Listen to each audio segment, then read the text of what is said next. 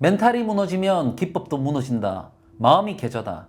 여러분, 진짜 적은 시장이 아닙니다. 안녕하세요. 오늘 영상은 조금 다르게 시작해 보겠습니다. 투자자에게 가장 위험한 건 폭락장도 금리 인상도 아닙니다. 통제되지 않은 자신의 마음입니다. 감정이 흔들리는 순간 이성은 사라진다.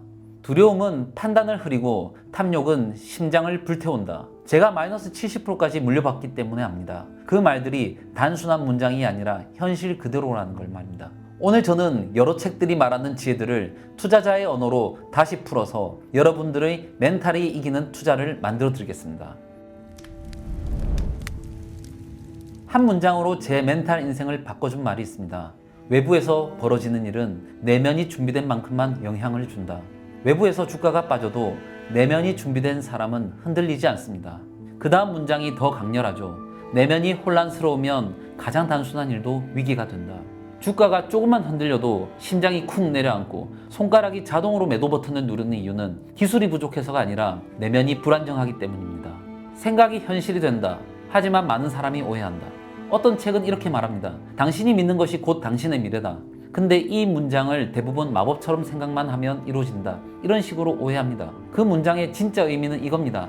믿음이 생각을 만들고, 생각이 감정을 만들고, 감정이 행동을 만들고, 행동의 반복이 습관을 만들고, 습관이 운명을 만듭니다.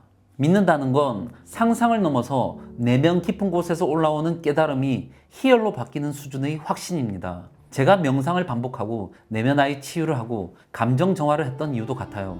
감정이 정리되면 판단력이 살아납니다. 판단력이 선명해지면 투자 아이디어는 흔들리지 않습니다. 제가 가장 강하게 공감한 문장이 있습니다. 정하는 감정은 더 큰 파도를 만든다. 손실을 부정하고 밀어내려 할수록 공포는 더 커집니다. 감정을 억누르는 것이 아니라 있는 그대로 바라볼 때 자유가 온다. 저는 마이너스 70% 손실 나던 시절 공포를 없애려고 했습니다. 근데 그게 더 저를 미치게 만들었어요. 그러다 이 문장을 이해했습니다. 감정은 사라져야 사라지는 것이 아니라 흘러가야 사라지는 것이다. 그때부터였습니다. 폭락장을 봐도 제가 허무하게 흔들리지 않기 시작한 게.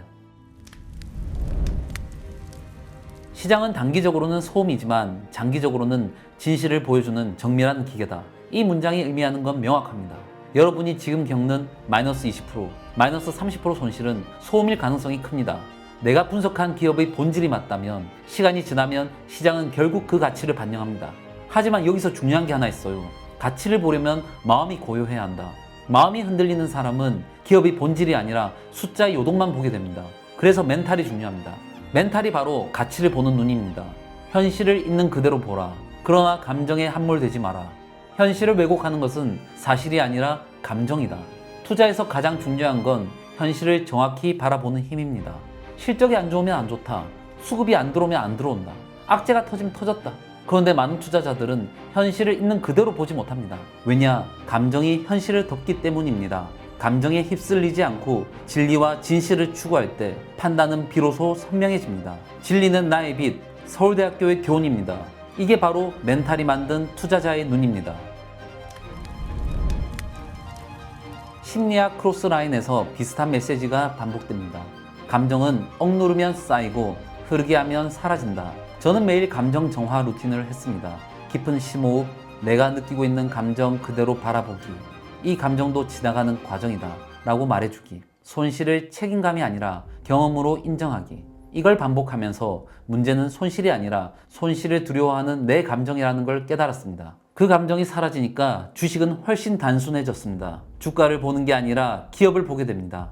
분석은 깊어야 하고 믿음은 단단해야 한다. 한 문장이 있습니다. 관찰이 깊어지면 확신은 저절로 생긴다. 저는 10년치 뉴스, 공시, 리포트, 주담 통화, 탐방, 컨퍼런스 콜, 주총 전부 파고들었습니다.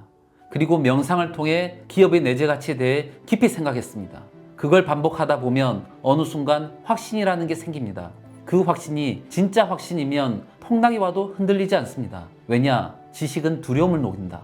두려움은 모르는 상태에서 생기고 확신은 아는 상태에서 생깁니다. 사람들은 기법을 찾지만 제가 찾은 건 이겁니다. 모르면 흔들리고 알면 견딜 수 있다. 마지막으로 제가 가장 좋아하는 문장입니다. 당신의 외부 세계는 당신의 내면 세계의 거울이다. 투자도 똑같습니다. 내면이 흔들리면 주식도 흔들립니다. 마음이 무너지면 계좌도 무너집니다. 감정이 요동치면 판단도 요동칩니다. 반대로 내면이 고요해지면 투자도 고요해집니다. 그리고 이 문장이 그 결론을 말하죠. 마음을 정리하면 삶은 스스로 정렬된다. 투자도 인생도 결국 같은 원리로 움직입니다. 기법은 나중이다. 지금은 당신 자신을 고칠 시간이다. 오늘 이야기의 핵심은 하나입니다. 당신이 변하면 투자도 변한다. 그 어떤 기술보다, 그 어떤 차트보다 더 먼저 고쳐야 하는 건 바로 나입니다. 감정이 정리된 사람은 판단이 선명하고, 판단이 선명한 사람은 기회가 보여요. 그리고 기회가 보이는 사람만이 시장에서 살아남습니다. 여러분도 할 수 있습니다. 제가 했던 그대로 하루하루 마음을 정리하면 투자는 반드시 달라집니다. 계속 함께 가봅시다. 여러분의 마음부터 부자가 되는 그날까지. 오늘 이야기에서 느끼셨겠지만 결국 투자는 기법보다 나가 먼저입니다. 그래서 저는 여러분이 흔들리지 않는 내면과 시장에 휘둘리지 않는 기준을 만들 수 있도록 도와드리고 있습니다. 여러분의 마음과 계좌가 같이 단단해지는 경험을 해보시길 바랍니다. 저는 늘 그렇듯 당신이 흔들리지 않는 투자자가 되는 길에 함께 하겠습니다.